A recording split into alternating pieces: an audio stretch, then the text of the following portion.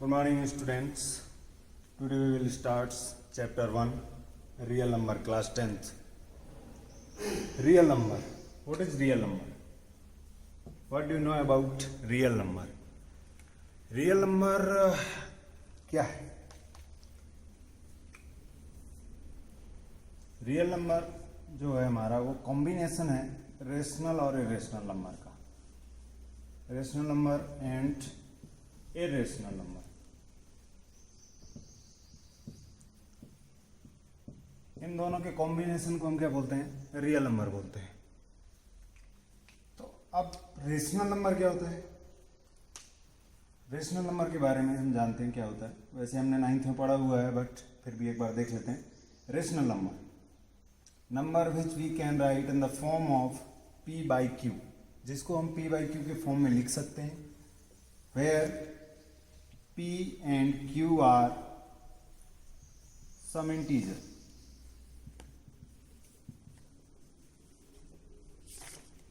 p और q क्या है? वहां पे कोई इंटीजर है. And q is not equal to 0. जो हमारा डिनोमिनेटर है वो 0 नहीं होना चाहिए. ठीक है. तो रेशनल नंबर क्या है?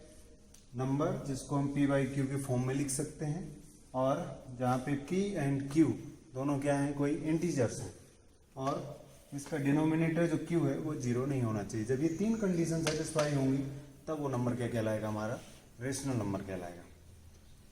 वहीं इरेशनल नंबर की अगर बात करें तो इसका अपोजिट, जिसको हम p बाई क्यू के फॉर्म में नहीं लिख सकते हैं, वो क्या कहलाता है? इरेशनल नंबर कहलाता है. क्लियर? तो हमें इस रियल नंबर के बारे में पढ़ना है कि इन रियल नंबर के साथ में हम क्या क्या डिस्कशन करेंगे वो देखते हैं.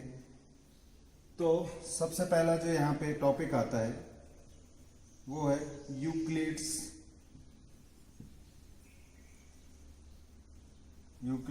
Division lemma.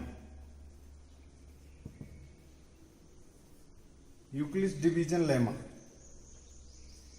एंड और एल्गोरिथम भी होता है.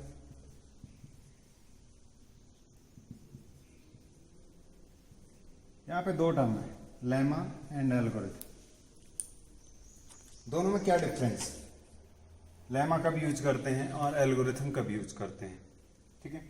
तो लेमा को हम यूज करते हैं किसी भी प्रूवन स्टेटमेंट को प्रूव करने के लिए. ठीक है. कोई पहले से प्रूव्ड स्टेटमेंट है और उसको हम प्रूव करते हैं तो वहाँ पे क्या यूज करते हैं? लेमा का यूज करते हैं. और एल्गोरिथम क्या है? एल्गोरिथम किसी भी क्वेश्चन को सॉल्व करने की स्टेप्स है. ठीक. एल्गोरिथम क्या बताता है? स्टेप्स, कि उस क्वेश्चन को किस किस स्टेप से सॉल्व करेंगे. ठीक है. तो होता क्या है, ये क्या करता है और इससे हम क्या कर सकते हैं? ठीक है. तो यूक्लिड्स डिवीजन लेमा एल्गोरिथम एक टेक्निक है टू सॉल्व द HCF. दो नंबर का HCF निकालने के लिए हम क्या यूज करते हैं? यूक्लिड्स डिवीजन लेमा का यूज भी करते हैं. ठीक है. तो इससे हम HCF फाइंड करेंगे कि नहीं भी दो नंबर का. प्रोसेस क्या है इसका? तो यूक्लिड्स डिवीजन लेमा का process, given positive integer AB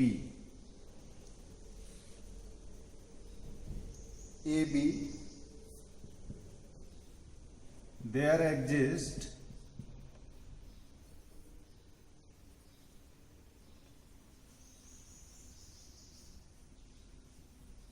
unique integer Q and R such that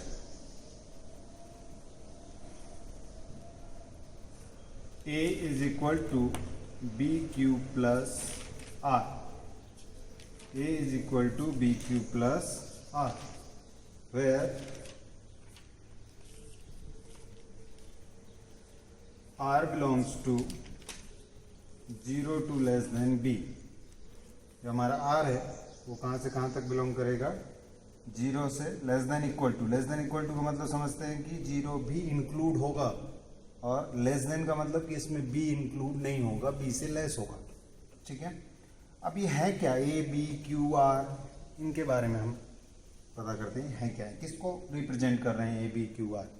ठीक, तो हम डिवीजन पढ़ते हैं, जो सिंपल डिवीजन पढ़ते हैं उसमें हमारे पास चार चीज़ें होती हैं। किसी भी नंबर को अगर हम डिवाइड करते हैं, मान लो यहाँ से हमने किसी नंबर को डिवाइड किया, तो ये है हमारा ए, ये हमारा बी और ये हमारा क्यू, और डिवाइड होने के बाद जो यहाँ पे आता है वो है हमारा आर। तो क्या कहेंगे हम, ए क्या है हमारा, यहाँ पे जो होता है उसको क्या बोलते हैं हम, उसको बोलते हैं हम डिविडेंड। और बी यहाँ पे ये क्या कहलाता है, divisor. And q is a quotient.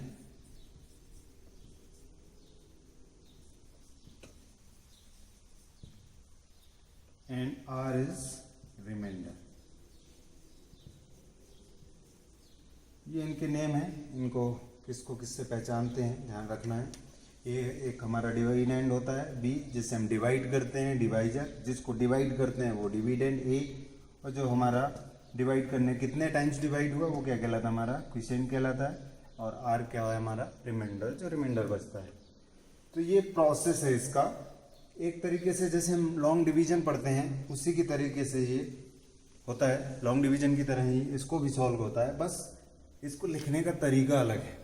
ठीक है, अब ये अप्लाई कैसे होगा, किन्हीं भी दो नंबर को, मान लो हमारे पास दो नंबर हैं ए और बी, तो हमें दो नंबर का HCF फाइंड करना है ए और बी का। ठीक, इसका हम एल्गोरिथम समझते हैं। एल्गोरिथम क्या है, ठीक है, एल्गोरिथम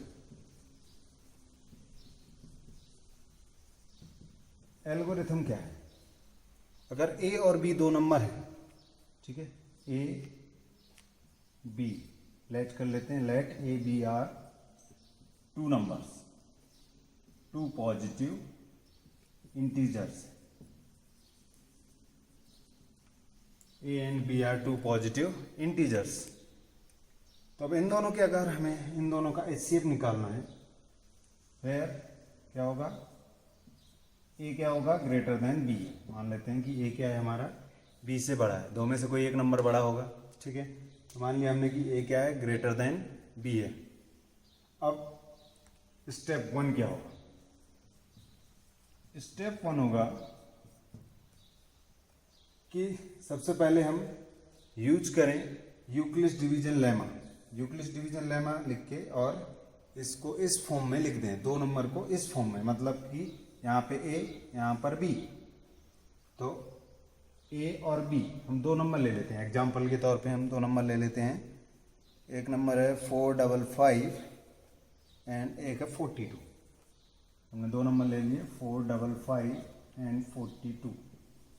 इन दोनों का हमें HCF फाइंड करना है। क्लियर, ग्रेटर देन नंबर कौन सा है, 455, तो इसको बोल देंगे हम A और 42 को बोल देंगे B। क्लियर, अब देखो फर्स्ट स्टेप क्या करना है, इस फॉर्म में लिखना है। तो इस फॉर्म में कैसे लिखेंगे हम नंबर को, 455 is equal to 42 into q लिखना है। हम कैसे लिख रहे हैं, A equal to b q plus r, applying Euclid's division lemma. तो 455 इक्वल टू 42। अब इससे इसको डिवाइड करेंगे और रिमाइंडर और क्वेश्चन जो भी आएगा हम यहाँ पे लिख देंगे। तो इसको डिवाइड करते हैं, 455 को 42 से डिवाइड करते हैं, 455 पहले डिवाइड करो, 1 टाइम से आएगा 42, 3 आया 35। अब डिवाइड नहीं होगा, तो क्या है यहाँ पे, क्वेश्चन आया 1 और रिमाइंडर आया 35। अगर हमने ये स्टेप किया, अगर यहाँ पे रिमाइंडर 0 आ जाता, अगर यहाँ पे रिमाइंडर 0 आ जाता, तो इस स्टेप का जो B है वो क्या हो जाता, हमारा HCF हो जाता, या लास्ट नॉन जीरो रिमाइंडर भी हम बोल सकते हैं कि वो क्या होगा, HCF होगा। ठीक, तो अब क्या है कि R 0 नहीं हुआ। अगर R 0 नहीं होता है तो हम क्या करेंगे, फिर स्टेप 2 करेंगे। स्टेप 2 क्या है, स्टेप 2 है कि इस केस में जो B है और जो R है बी और आर है जो, अब इन दोनों पे हम फर्स्ट स्टेप यूज करेंगे। समझ में आ रहा है कि अब जो हमारा बी है वो बन जाएगा ए और जो हमारा आर है वो बन जाएगा बी। क्लियर? तो अब हम क्या करेंगे, इसको लेंगे ए और इसको लेंगे बी। अब ए और बी इसको लेके और फिर से फर्स्ट स्टेप ही अप्लाई करेंगे। तो ए क्या है हमारा 42 इक्वल टू बी क्या है हमारा 35 इंटू, अब फिर से निकालेंगे तो 35 से 42 को डिवाइड करिए। तो 35 से डिवाइड किया जब 42 को तो 1 टाइम्स गया और कितना आया 35 और रिमाइंडर 7। क्लियर?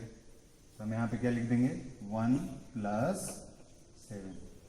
अभी भी r is not equal to 0, हम यहाँ पे प्रोसेस भी लिखेंगे r is not equal to 0। अब दूसरे स्टेप में भी क्या हुआ, r is not equal to 0। अब a किसको लेंगे 35 को और b किसको लेंगे रिमाइंडर को। क्लियर? और ये प्रोसेस हमें तब तक करते जाना है जब तक रिमाइंडर हमको 0 ना मिल जाए। क्लियर? तो अगले स्टेप में फिर क्या करेंगे, अगला स्टेप अगेन 35 को a लिया और b लिया 7 को।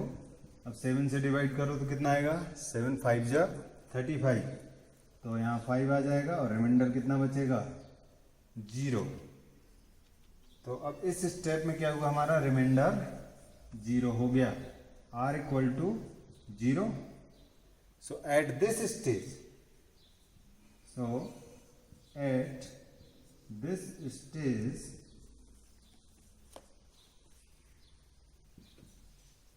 the divisor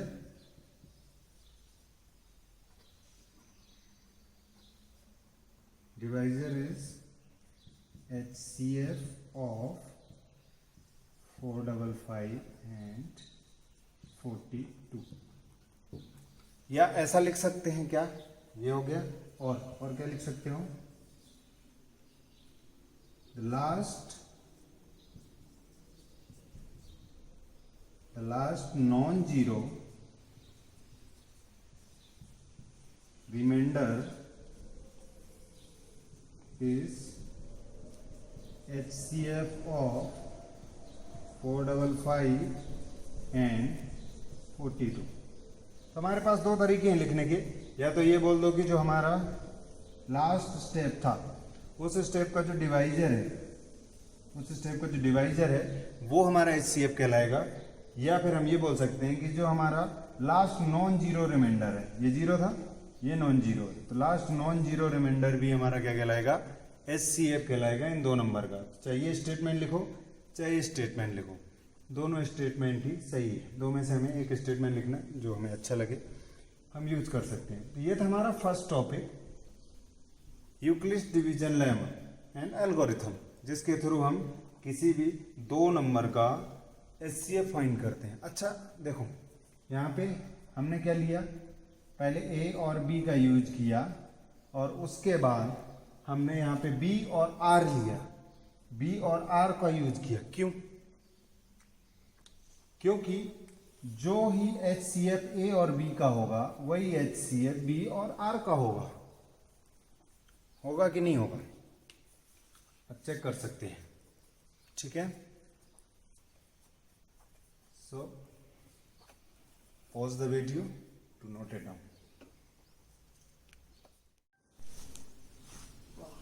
अभी हमने पढ़ा रियल नंबर में Euclid's division lemma and Euclid's division algorithm. अभी हम इसके एप्लीकेशन के बारे में देखेंगे। तो इसका एप्लीकेशन कहाँ पे है? एप्लीकेशन हम जैसे कि हमने बताया था कि एक प्रूवन स्टेटमेंट को प्रूव करने के लिए हम यूज करते हैं यूक्लिड्स डिवीजन लेमा को। तो एक क्वेश्चन है जिसमें एक प्रूवन स्टेटमेंट लिखा हुआ है, so that any positive integer odd integer is of the form 6m + 1, 6m + 3 और 6m + 5 where m is some integer, तो ये बता रहा है कि ये शो करके दिखाओ कि कोई भी पॉजिटिव इंटीजर ऑड इंटीजर जो है वो हमेशा इस फॉर्म में आएगा। क्या होगा वो हमेशा इस फॉर्म में होगा, या तो 6m+1 की फॉर्म में होगा, या 6m+3 की फॉर्म में होगा, या 6m+5 की फॉर्म में होगा। यहाँ पे m क्या है, एक इंटीजर है, हमें यहाँ पे m की जगह q भी दे सकता है, कुछ भी दे सकता है, ठीक है। वो डिपेंड करता है क्वेश्चन वाले ने क्या क्वेश्चन पूछा है, वैसे हम इसको लेट करके और सॉल्व करेंगे, ठीक है। तो हमने पढ़ा कि अब सबसे पहली चीज तो कि जो पॉजिटिव ऑड इंटीजर है उसको हमें क्या करना होगा, लेट करना होगा, ठीक है। तो सबसे पहले लेट करेंगे, let a be any positive integer, positive odd integer, किसकी बात कर रहे हैं हम, पॉजिटिव ऑड इंटीजर की बात कर सकते हैं, इवन की बात भी कर सकता है वो, इवन की बात करेगा तब क्या होगा, हम इसी केस में दोनों चीजें बता देंगे कि इवन होगा तो क्या करेंगे, ऑड होगा तो क्या करेंगे, ठीक है। तो ए को हमने लेट किया कि ये एक पॉजिटिव ऑड इंटीजर है, और and b is equal to 6। b क्या लेना है हमको, इस पे थोड़ा सा ध्यान रखना है, ठीक है। जो भी हमें यहाँ प्रूवन स्टेटमेंट में दिया होगा, जो भी यहाँ पे प्रूवन स्टेटमेंट में होगा, 6 है तो 6, 4 है तो 4, 2 है तो 2, 3 है तो 3, उसी को हम लेट करेंगे b, ठीक है। तो हमने लेट किया b is 6, so Euclid's division from Euclid's division lemma A is equal to BQ plus R, where R belongs to 0 to less than B। ये याद रखना, लिखवाया था कि जो R होगा वो हमारा क्या होगा, 0 से लेस देन B तक होगा, ठीक है। तो अब क्या हो गया, ये A is equal to B हमने क्या लेट किया 6 और Q प्लस R।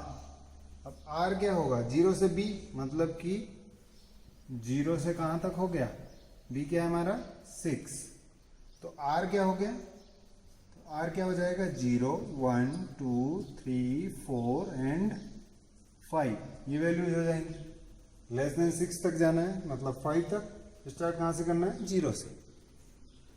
तो ए क्या बनेगा हमारा,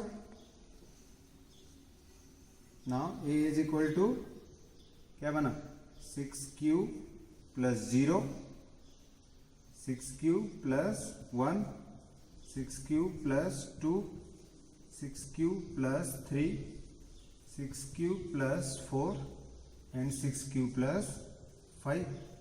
ये क्या बना हमारा, ये बने हमारे ए के केसेस।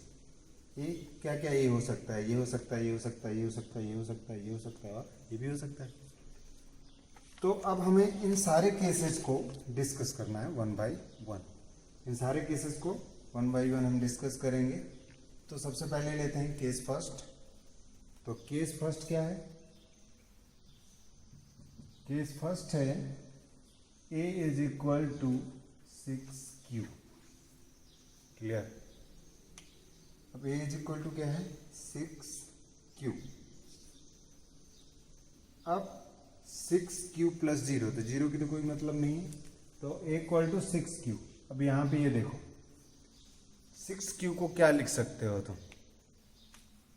6q को क्या लिख सकते हो, 2 इंटू 3q लिख सकते हैं कि नहीं लिख सकते हैं। तो ये नंबर क्या हो गया, 3q जो हो गया वो क्या हो गया, मल्टीपल ऑफ 2। और अगर नंबर मल्टीपल ऑफ 2 है, इसका मतलब क्या हुआ कि ये नंबर कौन है, डिविजिबल बाय 2 है, ठीक है। तो डिविजिबल बाय 2 है मतलब कि ये एक इवन नंबर है, तो हम इसको क्या लिख सकते हैं 2m। 3q को क्या लिख दिया, where 3q is equal to m। तो a इक्वल टू कितना आ गया, a इक्वल टू आ गया 2m, क्लियर। ये क्या हो गया, इवन नंबर हो गया, ये हो गया हमारा इवन नंबर, ठीक है। अब बात करते हैं सेकेंड केस की। केस सेकेंड केस में हमारा a equal to 6q plus 1, 6q plus 1 है, ठीक है। तो अब यहाँ पे क्या हुआ, ये क्या था हमारा, हमने ऊपर अभी प्रूव किया, ये क्या था, इवन था, ठीक है, इवन नंबर प्रूव किया। तो इवन प्लस 1 क्या मिलेगा हमको, ऑड नंबर मिलेगा, नहीं मिलेगा, ठीक है। तो 6q प्लस 1 क्या हो गया, ऑड नंबर हो गया। ऐसे ही केस थर्ड की बात करें, केस थर्ड क्या है, a is equal to 6q plus 2, ठीक है। अब क्या करो, इसमें से 2 कॉमन आ रहा है, 2 कॉमन ले लो, अंदर क्या बचेगा 3q प्लस 1। अब ये क्या है, मल्टीपल ऑफ 2 है, तो 2 और इसको अगर हम m मान लें तो ये क्या बन जाएगा, इवन नंबर बन जाएगा, बनेगा कि नहीं। ये हमारा 2 से मल्टीपल है, तो इसको हमने मान लिया कि m है, ठीक है। यहाँ लिख देंगे हम, where m is equal to 3q plus 1। तो हमें क्या मिल गया, इवन नंबर मिल गया, मल्टीपल ऑफ 2 है। केस 4 की बात करें तो केस 4 क्या होगा, a is equal to 6q plus 3। अब 6q प्लस 3 है, अब इसको क्या लिख सकते हैं, 6q प्लस 2 प्लस 1, और 6q प्लस 2 क्या है, अभी ऊपर प्रूव किया हमने कि ये इवन है, ये इतना इवन नंबर है, प्लस 1 तो क्या आ जाएगा, ये ऑड नंबर आ जाएगा, ठीक है। या दूसरा तरीका भी है, इसमें से हम अगर 3 कॉमन ले लें तो 3 कॉमन आ जाएगा, 2 तो कॉमन आ नहीं रहा है, ठीक है। इसको ऐसे बता सकते थे ना, 2 ऐसे लिख सकते थे, और इसमें से क्या करते हैं, ये वाला स्टेप बनाते, लेकिन क्यों बनाना, जब हम ऊपर बता चुके हैं तो हम डायरेक्ट लिख सकते हैं कि ये क्या है, इवन है, हम ऊपर बता चुके हैं, तो इवन प्लस 1 ऑड हो जाएगा। ऐसे ही केस 5 क्या है, a is equal to 6q plus 4, ठीक है, 6q प्लस 4। यहाँ पे 2 कॉमन ले लो, कितना आएगा, 3q प्लस 2।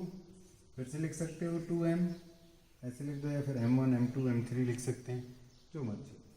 और यहाँ पे लिख दो where m is equal to 3q plus 2। सब में m अलग अलग है, यहाँ पे m अलग था, बन गया, यहाँ पे m था 3q, यहाँ पे m है 3q प्लस 1, यहाँ पे m 3q प्लस 2। तो m1 m2 m3 भी दे सकते हैं हम ना। तो ये क्या हो गया, एक इवन नंबर हो गया, ठीक। ऐसे अगले केस की बात करें हम, यहाँ पे लिख देते हैं केस 6। ये क्या है, a is equal to 6q plus 5। अब 6q प्लस 5 है, और 6q प्लस 4 हम प्रूव कर चुके हैं, तो क्या लिख देंगे, 6q प्लस 4 प्लस 1। ये हो गया हमारा इवन नंबर प्लस 1, ये इवन नंबर है, इतना हम पहले दिखा चुके हैं। तो ये क्या हो गया, ऑड नंबर हो गया, और पॉजिटिव इंटीजर, ठीक है। क्योंकि यहाँ पे हम लेके चले थे कि q क्या है, इंटीजर है। यहाँ पे हम क्या करते हैं, हमने जहाँ पे q यूज किया है, तो यहाँ पे m की जगह हम क्वेश्चन में क्या कर देते हैं, q कर देते हैं, ठीक है। तो 6q plus 1, 6q plus 3 and 6q plus 5 where q is some integer. अगर हमने m लिया था, m था क्वेश्चन में, तो हमें यहाँ पे क्या करना था, m यूज करना चाहिए था, तो m की फॉर्म में आ जाता, ठीक है। तो अब क्या हुआ कि हमने यहाँ से दिखा दिया कि जो ऑड पॉजिटिव इंटीजर है, ये ऑड है, कौन सा वाला, 6q प्लस 1। दूसरा ऑड कहाँ पे आया, ये आया 6q प्लस 3, और तीसरा ऑड आया हमारा 6q प्लस 5, ठीक है। तो इससे हम एक स्टेटमेंट लिख सकते हैं कि a is equal to a positive number can be said can be so that in the form of 6q plus 1, 6q plus 3 और 6q plus 5। अगर इसी क्वेश्चन में वो ऑड पॉजिटिव इंटीजर की जगह क्या बोल देता, पॉजिटिव इवन इंटीजर, किसकी बात कर देता, इवन इंटीजर की बात करता, तब हम क्या करते कि जो हम लेट करते वो एक इवन इंटीजर लेट करते, ये b हमारा सेम रहता, और हमारा प्रोसेस जो था पूरा सेम रहता। बस हम लास्ट में जो स्टेटमेंट लिखते वहाँ पे हम इन 3 को ना लेके कौन से 3 लेते, ये और ये, क्योंकि हमें जो क्वेश्चन होता वहाँ पे क्या दिया होता, 6q दिया होता, 6q + 2 दिया होता और 6q + 4 दिया होता कि इन फॉर्म में इसको शो करो। क्लियर? तो ये था इसका एप्लीकेशन। अब इसमें हो सकता है आगे क्वेश्चन किस टाइप के आएंगे कि square of a positive integer, किसी पॉजिटिव इंटीजर का स्क्वायर किस फॉर्म में होगा, उसका क्यूब किस फॉर्म में होगा, वो भी शो करने के लिए हमको बोला जाएगा। तो किस फॉर्म में उसको शो करना है, स्क्वायर की फॉर्म में दिखाना है, क्यूब की फॉर्म में दिखाना है, उस फॉर्म में हम उसको शो कर देंगे।